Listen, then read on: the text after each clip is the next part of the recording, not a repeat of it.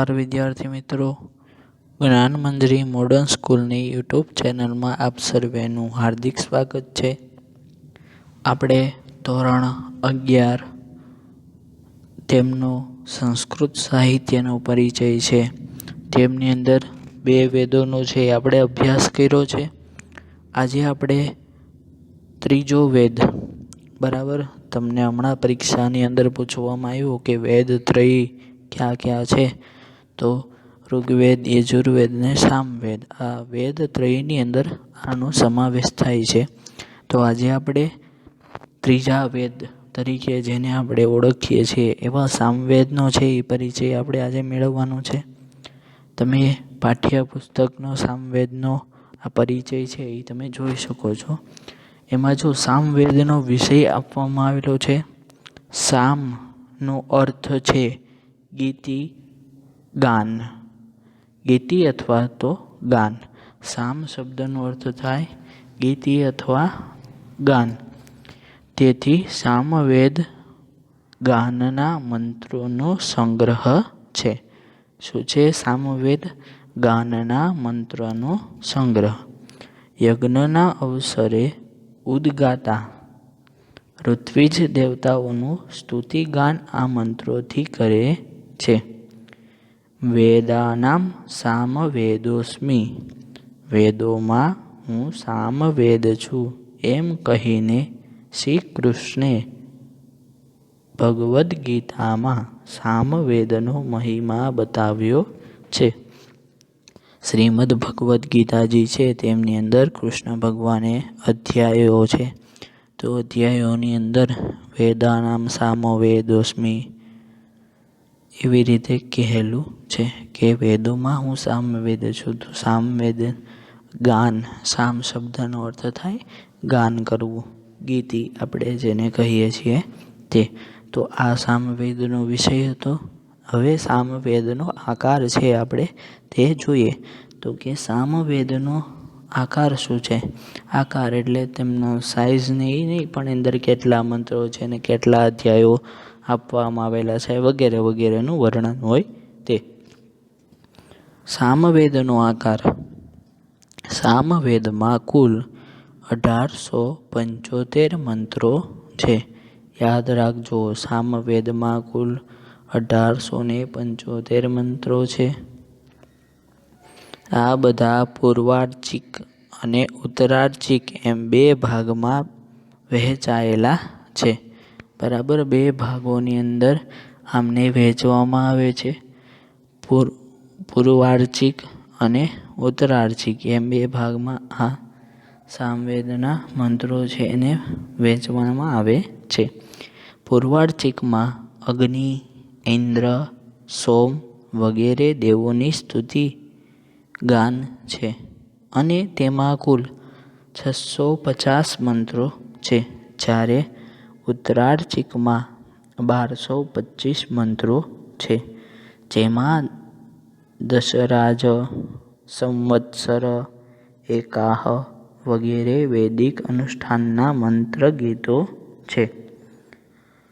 સામવેદની અસંખ્ય શાખાઓ હોવાનો ઉલ્લેખ મળે છે. આજે તો માત્ર 3 જ શાખાઓ ઉપલબ્ધ છે. પહેલી કૌથુમીય, બીજું રાણાયણીય અને ત્રીજું છે જૈમિનીય. બરાબર, કઈ છે? કૌથુમીય, રાણાયણીય અને ત્રીજું છે જૈમિનીય. તો આ સામવેદને પરિચય હતો કે સામ શબ્દનો અર્થ થાય ગીત, ગાન. આ વેદો આપણા ગુજરાત સાઈડ છે એમના ઉચ્ચારણના મંત્રો બહુ ઓછા થાય છે. બાકી જે ઉચ્ચારણમાં ખૂબ જ વધારે રીતે ગાઈને બોલવામાં આવે એ સામવેદ છે. બરાબર છે. તો આપણે આ વેદની બધી વાત છે એ જોઈ. હવે સામવેદની વિશેષતાઓ છે એ આપણે જોવાની છે. તો કે સામવેદની વિશેષતા શું છે? તો કે સંગીત શાસ્ત્રનો ઉદ્ગમ સામવેદથી મનાયો છે. સામના 4 પ્રકારના ગાન પ્રસિદ્ધ છે. ગ્રામગાન, અરણ્યગાન, ઉદ્ગાન અને ઉહ્યગાન. આ 4 પ્રકારના ગાન છે એ સામવેદના ખૂબ જ પ્રસિદ્ધ મનાય છે. એમના સામવેદ વિશે બહુ વધારે માહિતી છે એ મને ખ્યાલ નથી, કારણ કે એ વેદ છે એ ભણવામાં આપણે આ સાઈડ બહુ ઓછા લોકો સામવેદનો અભ્યાસ કરે છે. પણ સામવેદ છે એ ગીતશાસ્ત્રનો આખો ગ્રંથ છે કે ગાનને લગતી કોઈ પણ માહિતીઓ છે એ આપણને સામવેદમાંથી પ્રાપ્ત થાય છે.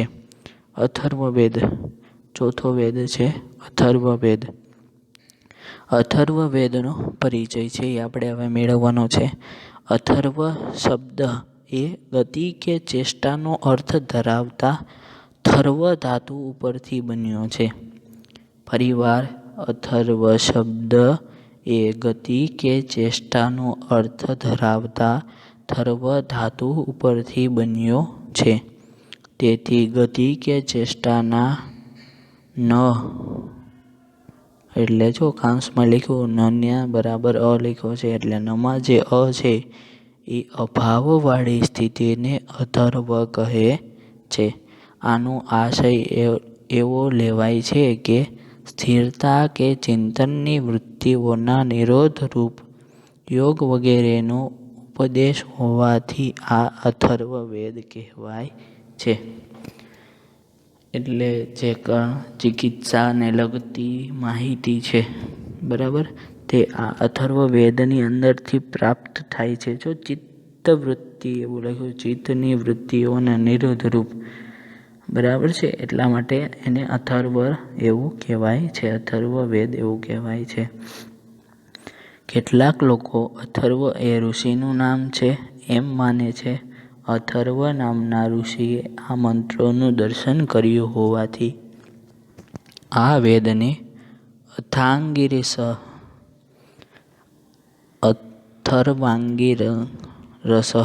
પણ કહે છે. જો અથર્વ અંગીરસ એવું આનો તમે સંધિ છૂટી પાડો તો થાય અથર્વાંગીરસ, બરાબર છે. તો આ ગ અને ગ બંને ભેગા બોલાય છે, અથર્વાંગીરસ, એવી રીતે એ બોલાય છે.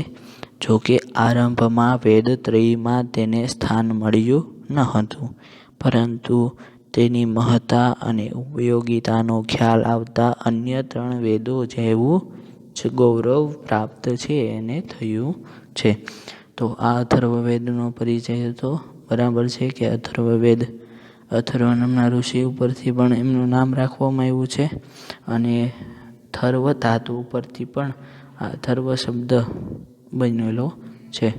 હવે જોઈએ કે અથર્વવેદનો આકાર શું છે.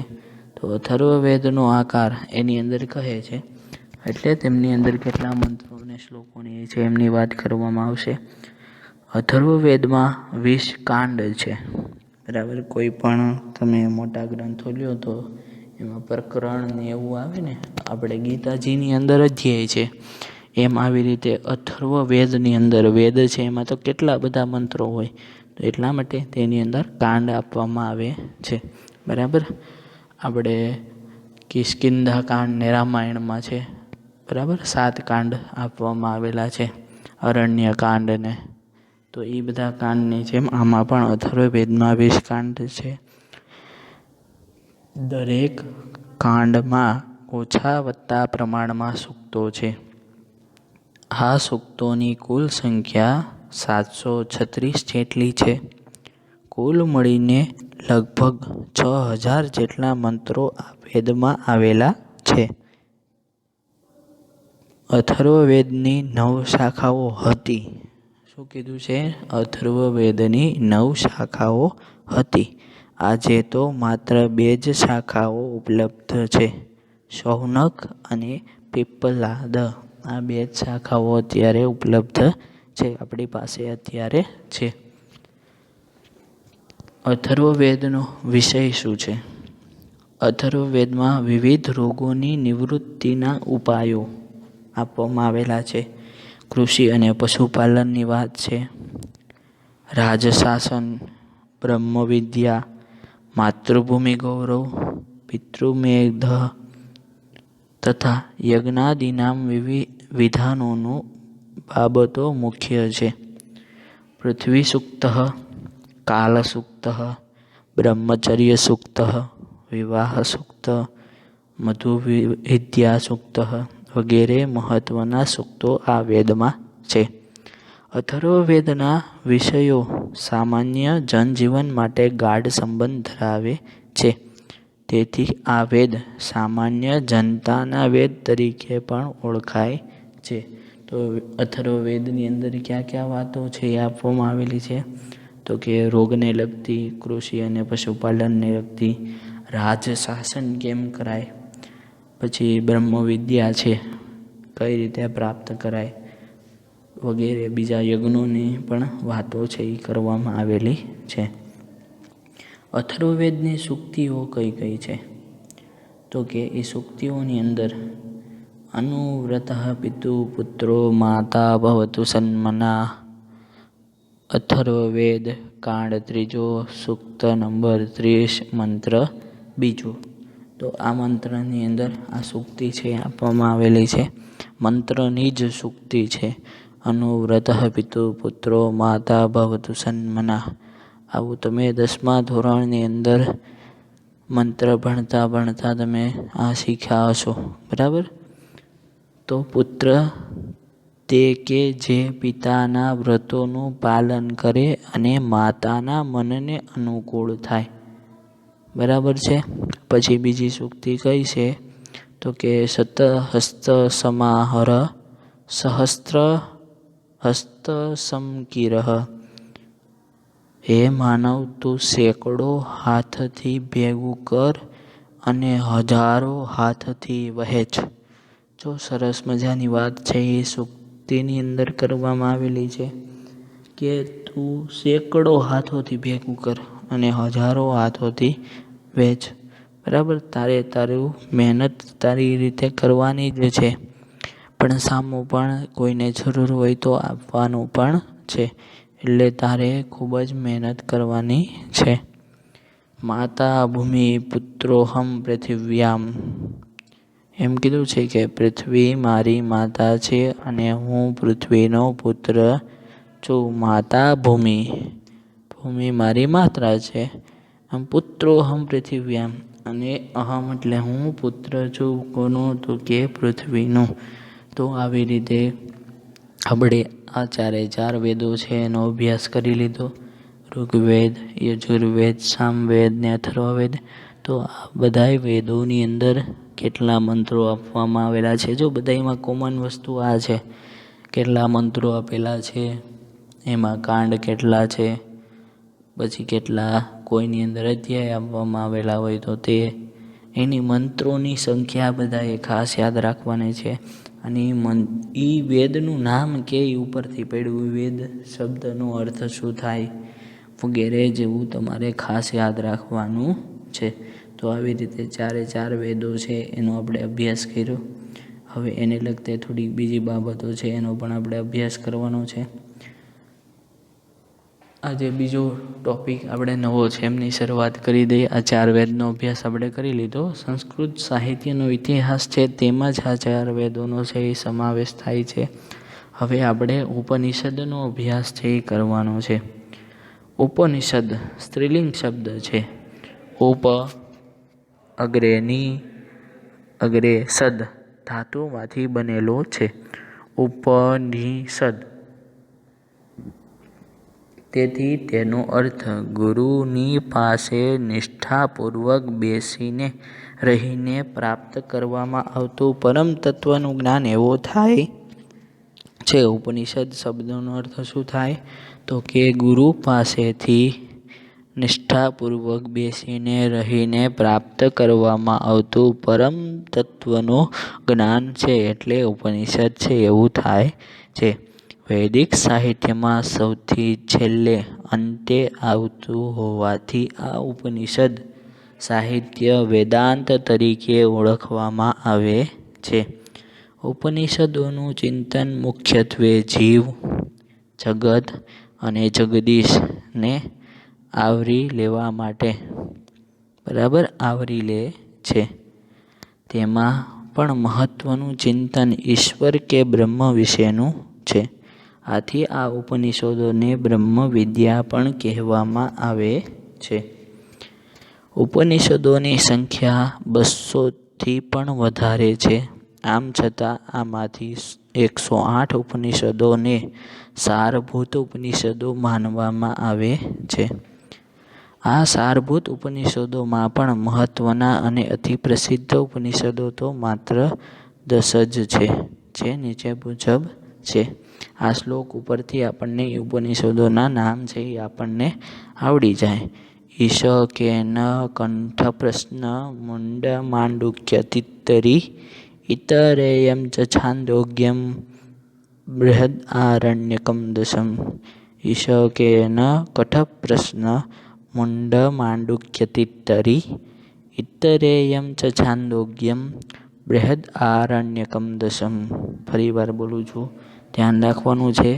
ઈશ કેન કઠ પ્રશ્ન મુંડ માંડુક્ય તિત્તરી ઇતરેયમ ચ છાંદોગ્યમ બૃહદ આરણ્યકમ દશમ.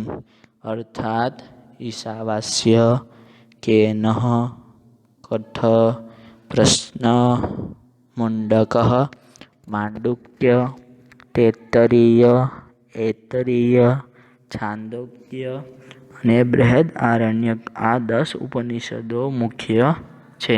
આ મુખ્ય ઉપનિષદોમાં બીજા એક શ્વેતાશ્વતર ઉપનિષદનો પણ કેટલાક વિદ્વાનો સમાવેશ કરે છે. આ રીતે પ્રમુખ ઉપનિષદોની સંખ્યા 11 છે. આદિ શંકરાચાર્ય સહિત અનેક આચાર્યો તેમના ઉપર સુંદર ભાષ્ય લખ્યા છે.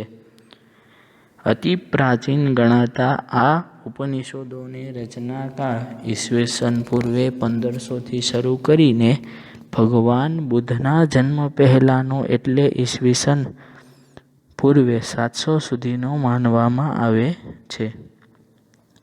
યમ નચિકેતા, યાજ્ઞવલ્ક્ય, મૈત્રેયી, ઉદાલક આરુણિ, શ્વેતકેતુ વગેરેના સંવાદના આ માધ્યમથી ઉપનિષદો ગહનતમ સત્યોને સરળતમ રીતે રજૂ કરે છે. ઉપનિષદના વિષયોમાં પરમાત્મા, જીવાત્મા, જગતનું સ્વરૂપ, મોક્ષની સ્થિતિ અને તેની પ્રાપ્તિના સાધનો, સૃષ્ટિની ઉત્પત્તિ વગેરેનો સમાવેશ થાય છે. ઉપનિષદોનો કેન્દ્રવર્તી સિદ્ધાંત એકેન વિજ્ઞાતેન સર્વમિદં વિજ્ઞાતં ભવતિ. અર્થાત એક બ્રહ્મને જાણી લેવાથી આ બધું જ જાણી લેવાય છે એમનો કેન્દ્રવર્તી સિદ્ધાંત આપવામાં આવેલો છે. સરસ મજાની વાત છે. આ બધા ઉદાહરણો દ્વારા કહેવામાં આવી છે. એમની વાત તમે સાંભળો. યમ નચિકેતાના સંવાદ છે એ પણ બહુ સરસ મજાના છે કે નચિકેતાના યમ પાસેથી કઈ રીતે એમણે છે એ વરદાન પ્રાપ્ત કર્યા હતા. તો એ પણ ખૂબ સરસ મજાની વાત છે એ આની અંદર કરવામાં આવેલી છે. વિશ્વના તત્વચિંતનમાં ઉપનિષદો સર્વશ્રેષ્ઠ છે. આખાય વિશ્વને શાંતિને માર્ગે દોરી જનાર આ સાહિત્યને વિશ્વની તમામ સમસ્યાઓના વાસ્તવિક સમાધાન ઉપનિષદે આપેલા તત્વજ્ઞાનમાં રહેલા છે. તો આ ઉપનિષદની વાત હતી. હવે કઠોપનિષદ જેને કહીએ છીએ, બરાબર. કઠોપનિષદ. આ ઉપનિષદમાં કૃષ્ણ યજુર્વેદની કઠ શાખાનો જ સમાવેશ થાય છે.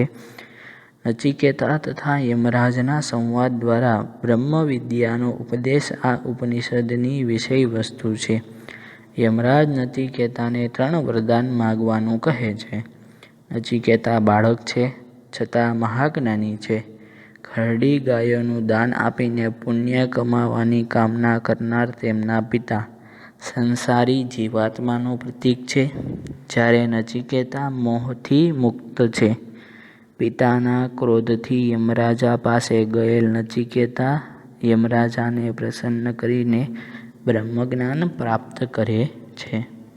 કઠોપનિષદની આ કથા અત્યંત પ્રભાવક છે. તેના મંત્રોમાં પણ બાળકના જેવી મુગ્ધતા, મધુરતા અને સરળતા છે એ જોવા મળે છે. તો આવી રીતે આ બધા ઉપનિષદો છે એમનું જ્ઞાન છે એ આપવામાં આવેલું હતું. મહાકવિ ભાસની રચનાઓ છે હવે આપવામાં આવેલી છે. એ મહાકવિ ભાસની જે કેટલી રચનાઓ છે એમની ક્યાં જ્ઞાન એમણે પુસ્તકોની અંદર આપવામાં આવેલા છે તેમની વાત આની અંદર કરવામાં આવેલી છે. પ્રસ્તાવનામાં શું કહે છે? કવિ કુલગુરુ કાલિદાસે પોતાના પ્રથમ નાટક માલવિકાગ્નિમિત્રમાં પ્રથિતયશસા ભાસઃ કવિપુત્ર સૌમિલિકાદીનામ એમ કહીને પ્રસિદ્ધ યશવાળા નાટ્યકાર તરીકે ભાસનો ઉલ્લેખ કર્યો છે. એ પછી લગભગ ઈસવીસનની 14મી સદી સુધીના સંસ્કૃત સાહિત્યમાં અનેક ગ્રંથોમાં ભાસ અને તેમના દ્વારા રચિત સ્વપ્નવાસવદત્તમનો ઉલ્લેખ થતો રહે છે. પરંતુ કોઈ કારણથી તેમની આ સંપૂર્ણ કૃતિ પ્રચલનમાંથી બહાર જતી રહી હતી. પરિણામે ભાસના રૂપકોનો નામથી તો પરિચય હતો, પણ તેમના ગ્રંથોનો પરિચય સંસ્કૃત જગતને ન હતો. ઈસવીસન 1912માં પ્રોફેસર ટી. ગણપતિ શાસ્ત્રીને મલયાલમ લિપિમાં તાડપત્ર ઉપર હાથથી લખાયેલા ભાસના રૂપકોની હસ્તપ્રતો પ્રાપ્ત થઈ. તે ઉપરથી દેવનાગરીમાં સંપાદન કરીને તેમણે એ ગ્રંથો ભાસ નાટકચક્રના નામથી પ્રકાશિત કરાવ્યા. ત્યારથી લુપ્ત થયેલા ભાસના આ 13 રૂપકો સંસ્કૃત જગતમાં પુનઃ પ્રચલિત બન્યા છે. ભાસ અત્યંત પ્રાચીન નાટ્યકાર છે. તેમનો જીવનકાળ ઈસવીસન પૂર્વે 3જી કે 4થી સદીમાં મનાય છે. નાટકોના આંતરિક મૂલ્યાંકન પરથી જણાય છે કે તે વિષ્ણુ ભક્ત હશે. વેદ, ઇતિહાસ, પુરાણો તથા શાસ્ત્રના જ્ઞાતા હશે. નિસર્ગના સૂક્ષ્મ નિરીક્ષક અને માનવ સ્વભાવના અભ્યાસુ પણ તેઓ હશે. તો મહાકવિ ભાસની કવિ કુલગુરુ કાલિદાસે જે પણ નાટક લખ્યા એમના ભાસની જે કૃતિઓ છે તો એ ભાસની કૃતિઓ અહીંયા 13 આપવામાં આવેલી છે. આનો આપણે અભ્યાસ છે એ વિગતવાર કરવાનો છે, બરાબર. તો આમાં જો લખ્યું છે કે નીચેના 13 રૂપકોને ભાસની કૃતિઓ તરીકે સ્વીકારવામાં આવ્યા છે. આ બધી કૃતિઓ તેમાંના વિષય વસ્તુની રીતે 5 વિભાગોમાં વર્ગીકૃત કરવામાં આવી છે. કયા કયા વિભાગોમાં? તો કે પહેલો વિભાગ છે મહાભારતના કથાનક પર આધારિત રૂપકો, એટલે નાટક. રૂપક એટલે નાટક. પછી બીજું છે રામાયણના કથાનક પર આધારિત રૂપકો. ત્રીજું છે ઉદયન કથા પર આધારિત રૂપકો. ચોથું છે લોકકથા પર આધારિત રૂપકો. અને 5મું છે કૃષ્ણચરિત પર આધારિત રૂપક. તો એમાં કયા રૂપકો આપવામાં આવેલા છે? તો કે મહાભારતની કથા ઉપર આધારિત 6 રૂપકો આપેલા છે. દૂતવાક્ય, દૂતઘટોત્કચ, ઉરુભંગ, પંચરાત્ર, કર્ણભારમ અને મધ્યમવ્યાયોગ. બીજામાં ક્યાં આપેલા છે રામાયણના આધારિત? તો કે પ્રતિમા નાટકમ અને અભિષેક નાટકમ. ઉદયન કથા ઉપર આધારિત રૂપકો ક્યાં છે? તો કે પ્રતિજ્ઞા યોગંધરાયણમ અને સ્વપ્નવાસવદત્તમ. લોકકથા ઉપર આધારિત નાટકો ક્યાં છે? તો કે અવિમારકમ અને ચારુદત્ત. અને 5મા કૃષ્ણચરિત ઉપર કયા નાટક આપવામાં આવેલા છે? તો કે બાલચરિતમ. તો આ મહાકવિ ભાસના 13 રૂપકો છે તો જો લખ્યું છે કે આ 13 કૃતિઓનો અહીં આપણે સંક્ષેપમાં પરિચય છે એ મેળવવાનો છે. તો આ 13 રૂપકોનો છે હવે પછી આપણે અભ્યાસ છે એ કરવાનો છે. તો આજ માટે એટલું જ તે. આજે આપણે ઘણો બધો અભ્યાસ છે એ કર્યો છે, બરાબર છે. તો આપણે હવે પછીના આગળના લેક્ચરની અંદર હવે આપણે છે એ આગળનો અભ્યાસ છે એ કરશું. આજ માટે એટલું જ તે. આવતા લેક્ચરમાં મળશું. બધાને અસ્તુ. જય શ્રી કૃષ્ણ.